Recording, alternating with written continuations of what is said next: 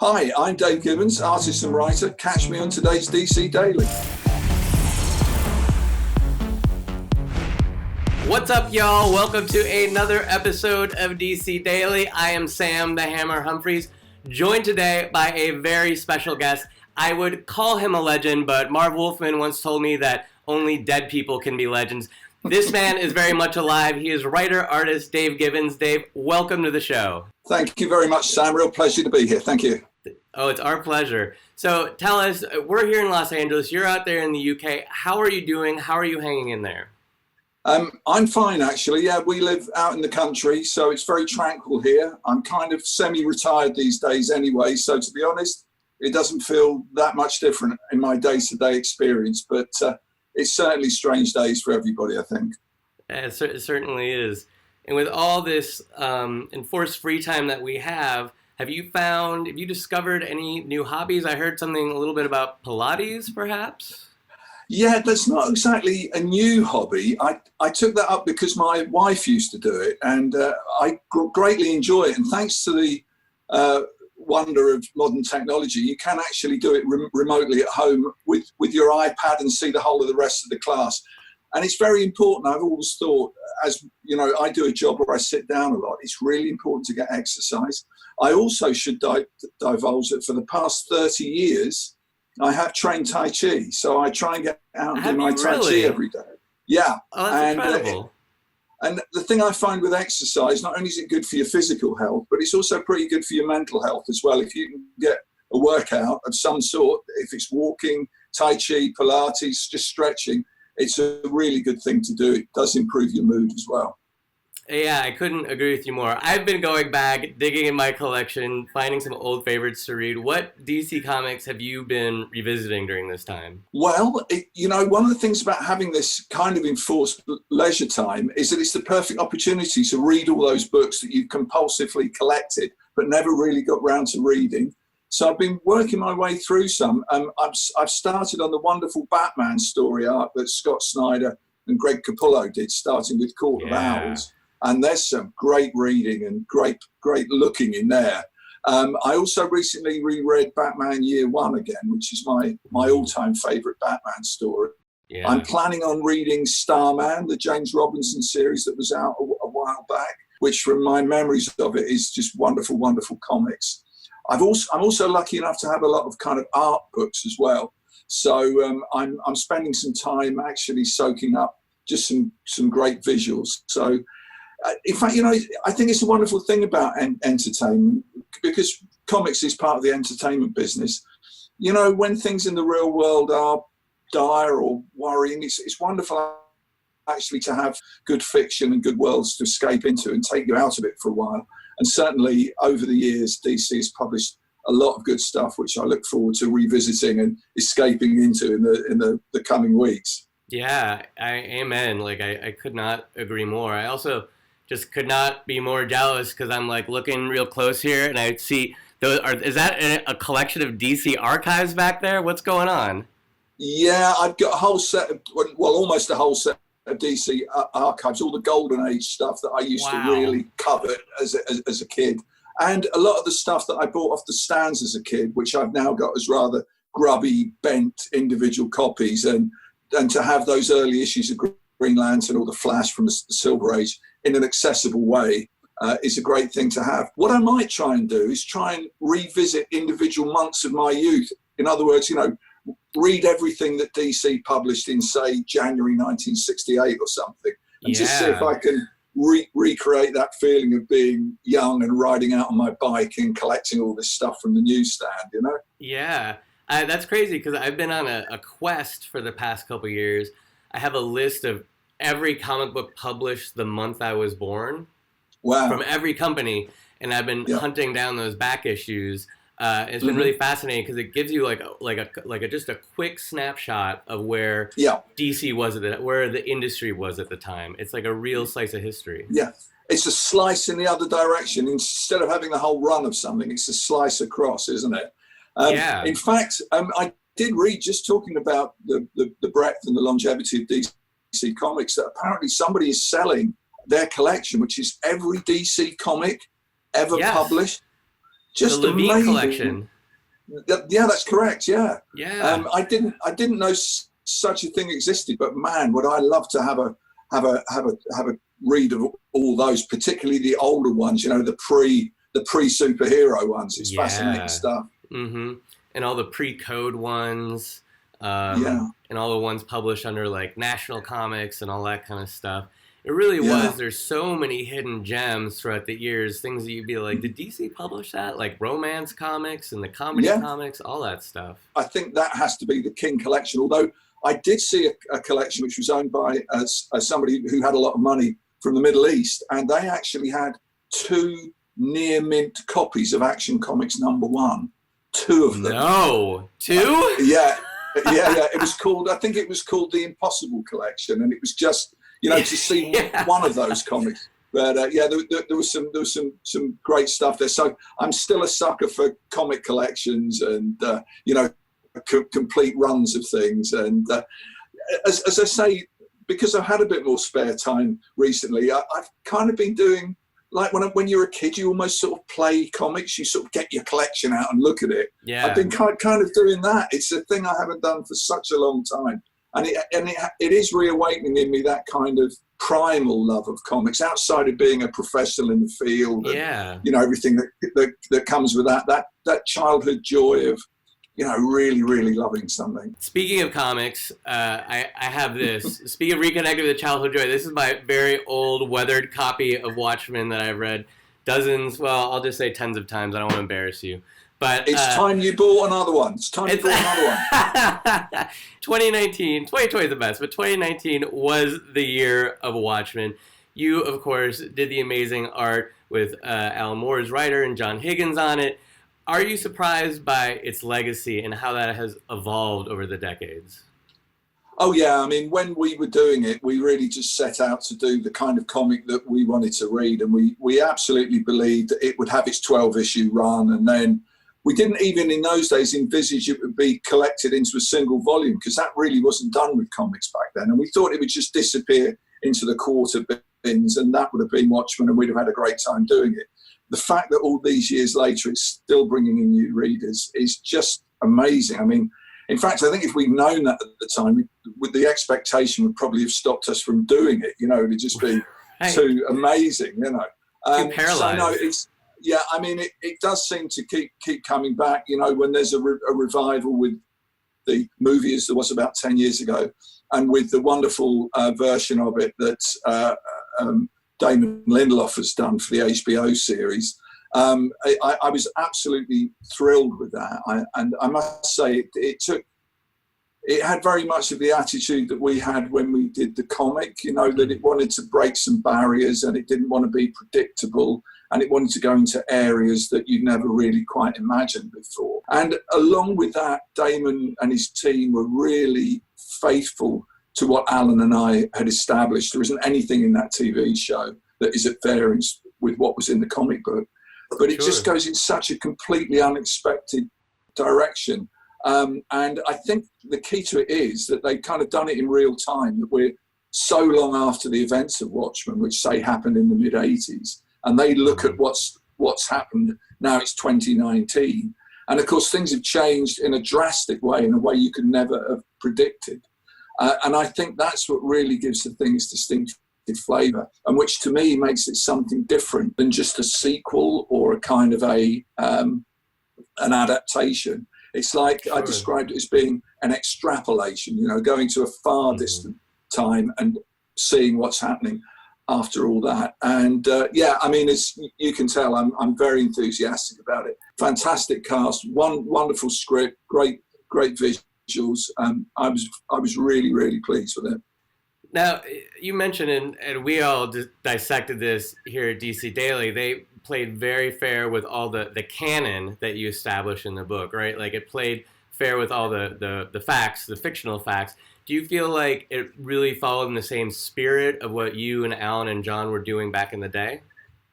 I think it did. I think it had the right sensibility. I think it was played on the same scale.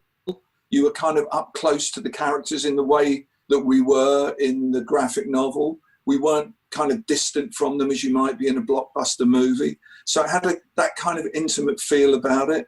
And I think it did the wonderful thing of everything in it seemed fresh and new, yet completely inevitable. I mean, I won't talk too much in detail, just in case anybody's watching this that hasn't seen it. But I was blown away by things they did, and I thought, of course, why didn't we think of that? You know. So yeah, there was a lot to enjoy, and I found myself watching that just as a fan, just as a kind of comic book person, not thinking, oh, what are they doing with our creation, or how have they changed this, or do I like that?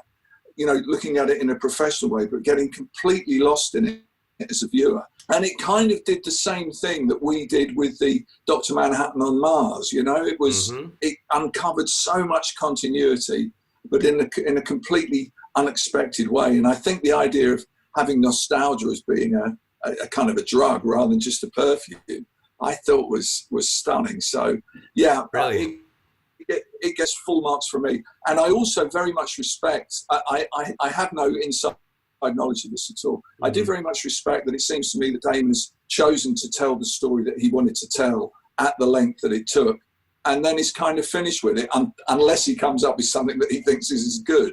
And right. I think that was kind of what Alan and John tried to do with Watchmen. You know, when it became apparent we kind of done something right, was to step away from it. And I think that seems to me what Damon's doing with it as well, which again seems very true to the spirit of the thing. Yeah, absolutely. I heard a podcast interview recently with Phil Collins, and the interviewer asked him, he was like, what do you think of Susudio now? And, you know, that could be like a very loaded question, but Phil's answer was like, well, it was a very enjoyable day with me and my friends in the studio. We recorded a song. And sure. I wonder, like, what are some of your memories of working on Watchmen with Alan and John? Well, you know, as I've already mentioned, there was no expectation. And because we were dealing with characters that we had created, there was no particular pressure on us from DC as the publisher to treat the characters in any particular way. As is well known, originally it was going to be the Charlton Comics characters, which DC had bought. But it was a wonderfully freeing thing when we got rid of them and just came up with our own characters perfectly designed for what we wanted to do with them. And I think, you know, we were kind of left alone. Alan used to send me the scripts. I would draw them and letter them. John would colour them. And then we'd send the finished art and the colours off to New York. And that was kind of it. I mean, there was a bit of editorial, mainly proofreading and stuff like that. But we were just left alone. So we found ourselves in a position of doing the comic book that we'd always wanted to do, treating superheroes in a different way, with very little editorial interference and being trusted just to do what we wanted. So it felt a wonderfully liberating thing to do. Alan and I at that time had worked on other things together, so we were pretty good friends by the time we started on Watchmen. And really the whole spirit of it was, I think, just as you said in the Phil Collins quote, it was just a great few years having fun doing what I'd always wanted to do. It's amazing. It sounds like a blast. There's nothing better than making comics with your friends, right? Absolutely. Well, speaking of your previous collaborations with Alan, the two of you did, in my not so humble opinion, one of the greatest Superman stories ever told, for The Man Who Has Everything from Superman Annual 11. What are some of your favorite bits of that story? Well, that again was an absolute blast. I mean, I was approached by Julius Schwartz, who used to edit all my favorite comics growing up, and who was at that time the editor of Superman. And he said to me, "Hey Dave, when are you gonna draw me some Superman?" I said, "Anytime you like, Julie. Who's gonna write it?" He said, "Who do you want to write it?" I said, "Alan Moore." He went, "Sure, fix it up." So I got on the phone on Julie's desk in New York and phoned up Alan and said, "Do you want to do a Superman story?" He said, "Yeah, I've got the very one, Dave." And I'd already spoken to him or heard him lay out this story, which was basically what if Krypton did not explode. So I knew he had those good ideas. And in fact, we were working on that. That was our kind of day job while we were putting all the Watchmen stuff together. So, and it was wonderful because it was a self-contained story. It was an annual, so it was 40 pages. It didn't have to tie in particularly to any other continuity. It was edited by Julie. written by Alan, starring Superman, you know, the three top the sort of top editor, top writer, top character. I couldn't have been happier to do it. And I really enjoyed having the chance to do just one Superman story. And again, the fact that it turned out to be a classic was great. I've got, knowing that we might be talking about this, I've got a little surprise. I'm going to show you something that really nobody has ever seen before. Okay? I can't wait to see what this is. Let's do this. Okay. Well, this is the comic book that we're talking about. This is Superman Annual number 11. And it's Superman and Batman and so on. And it's also got a character in it called Mongul. Oh, yeah. This guy. Now, when I came to get the reference for drawing Mongul, I found that although there were many cool shots drawn by previous artists of him looking straight on at you, and many cool profile shots, they didn't kind of marry, they didn't make sense in 3 dimensions. And I thought, if I want to draw this properly, I've got to know what it looks like in 3 dimensions. So I got some modeling clay. No! There he is! Dave, that is so crazy! That's him! I made Mongul, and I found him in a drawer. I hadn't had him out for years because I haven't had to draw him. The modeling clay is solidified and fossilized. But the thing about it is, a really strange thing, and I think some of the artists who maybe listen to this will get this. Once I'd made this, I really didn't have to look at it because I'd become so familiar with the shape that I could draw it from my imagination. Like the process of making it made it in your mind so strong that you didn't have to look at it anymore. Yeah, so that is Mongul. That's what he looks like in 3 dimensions. There you go. Well, that's the scoop. I look forward to seeing that in person in the British Museum one day, because that's where it belongs. At least I'm sure it'll have its own wing. Yes, of course. They're doing the foundations now. It's going to be beautiful. Of course. I have to talk about one of my favorite works of yours because I'm a big Green Lanterns fan. We both wrote Green Lanterns. That's another thing we have in common. Your run on Green Lanterns with the brilliant Len Wein. What was that? I just love this run so much. What was it like working with Len? Well, that was great. I mean, that was when I first started working for DC Comics. They come over to the UK and recruited a few of us to work on their comic books. And to be honest with you, they didn't really have anything in particular for me to do. And so I started doing lots of backups in Green Lantern, the Green Lantern Corps, and in the back of the Flash. And they must have liked what I did on Green Lantern. And they offered me the lead strip. And that was kind of a dream come true because Green Lantern had been one of those titles that I collected when I was a kid. Also, the stories are too long and complicated to go into now, although I would point out that my autobiography is hopefully going to be out when circumstances allow, which is going to say a lot about my history with Green Lantern. Suffice to say, Green Lantern was a favourite of mine. And Len had been a favourite writer of mine after the brilliant work he did on superhero stuff, and particularly Swamp Thing, which he co-created. So, we worked together for about a year, and it gave me the feeling of what it was like to be like a DC artist, to be like a Gil Kane or a Carmen Infantino, and to do that monthly comic book. I must say that the vogue at that time was for rather more earthbound Green Lantern stories. I've always liked the intergalactic stuff, Oa and the Guardians and everything. So I did get to draw a little bit more of the Ferris car park than I perhaps wanted to do. But Len, I mean, we've lost him now, which is a huge shame, but Len was somebody who was a comic book guy to his bones, I mean, he really knew comics. And it was great to work on such a classic character with him. Yeah. And you came back to Green Lantern in the 2000s as a writer for the Green Lantern Corps. You also threw the Corps straight into a massive conflict with the Ran and Thanagar War. Like, how did you come up with this? Like, what happened there? Oh, man. Well, I mean, Dan DiDio said, are you interested in doing something with the Green Lantern Corps? And I thought, I would like to do that. That's the area of Green Lantern that I really love. And I said, would I be able to write and draw it? And he said, yeah, sure, if you wanted to. And I thought, this could really be fun. So we signed contracts, but we were right in the middle, as we always seem to be with DC, in the middle of a line-wide cataclysmic event, a crisis or something.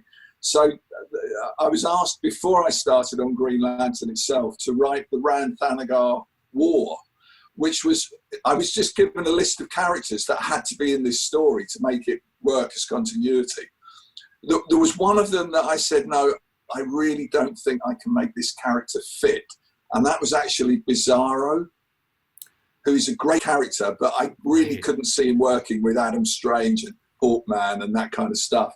Yeah. And it was a great experience. And I mean, it was a hell of a thing to kind of keep hold of, because there were so many characters, and wars going on between planets. There's crosses and double crosses and just loads and loads of people to cover. But I was greatly helped by the fact that it was drawn by Ivan Rice, who's just a brilliant artist and Amazing. Who made my rather complicated story at least look elegant and gracious. We got to the end of the story and I had a perfect big ending to it, and I wrote this ending, and then the editor Peter Tomasi said to me, Dave, we have to add something on the end of the story to connect it with the rest of the continuity. So after I'd finished my wonderful story with our hero saving the day, one of them then goes, look, what's happening? And it's a massive hole opening into stellar space and a hand coming through it, which completely upstaged the ending of my story. But at least it was a good experience of what it's like to write modern comics, Dude, I've been there. I laugh because otherwise I'd cry. But So yeah, it was a really good experience, and I'm really happy with the way it turned out. And I was flicking through that the other day, and I thought, yeah, this kind of makes sense, and it looks magnificent. So sure does. Great. Well, I recently spoke to my friend and yours, Brian Michael Bendis, about one of my personal favorite DC legacies, which is the Legion of Superheroes. You have drawn the Legion. Who were your favorite? You just talked about tons and tons of characters, nothing compared to the Legion, but who were your favorites to draw? Oh man, that was a long time ago and far away. I mean, again, it was one of the early jobs that I did for DC. It was notable for me because it was the first time I worked with Karen Berger, who went on to become a real force in the industry with Vertigo and so on. And is a good friend of mine to this day. The thing that I particularly remember about the Legion, I mean, I'd seen the Legion when I was a kid because I used to collect the Superboy and Adventure comics. And I was kind of passingly familiar with them. And I always thought they looked kind of cool. But when I came to draw this comic book, which was, again, an annual, a 40-page annual, I had to draw like these, however many were there, 18, 19 characters. And they all had to look on model. They all had to look right. And eventually, by the time I drew the last page, I had them all in my head. But then I've never, ever had to draw them again, So that was it. And as to which is my favourite, well, I've always rather liked the idea of Bouncing Boy. He's kind of funny. But if I had to give the award to one, I think it would be Bouncing Boy, just because he looks great and he's got such a great superpower. He bounces, Yeah. And he's got a silhouette. You could always distinguish him in a group shot with 18, 19 characters. Well, of course, that's the key to good character design as well. So the big round guy is always going to stand out, Yeah, you can't mistake him. So, look, I have a very serious question for you. I hope you're ready. If you absolutely had to spend quarantine with one of the characters from Watchmen, who would you pick? Well, I think it would have to be one of the Night Owls. I mean, it's quite well known that Night Owl is the closest character to me because I originally designed a character of that name when I was about 14 years old and making up my own comics. So it was great to see Night Owl in Watchmen anyway. Yeah. And Dan Dreiberg is the kind of guy a little bit like me, and he's an affable guy. He's kind of easy to get along with. He's sort of interesting. Maybe even more interesting would be the original Night Owl, the guy who was around. Hollis Mason. Hollis Mason, because he's always telling stories. He's a guy who loves to have a beer and tell you a story about when he battled Captain Axis or something like that. So he could be quite entertaining. And he'd be a good guy to be around in a crisis. He's an ex-cop and, obviously very true. Very, very collected, very brave kind of person. So it would have to be one of the Night Owls. Can I just leave it like that? I'll since you co-created Watchmen, I guess I will allow it, Dave. Well, thank you very much. I bet listening to Hollis Mason's old story would be almost as good or better than reading some old Golden Age DC archives, because it's the same. Sure. It's a sure, era. of course. Yeah. As I've found with my stories, when you get a little bit older, it's kind of, yeah, Dave, we know that. You already told us yesterday.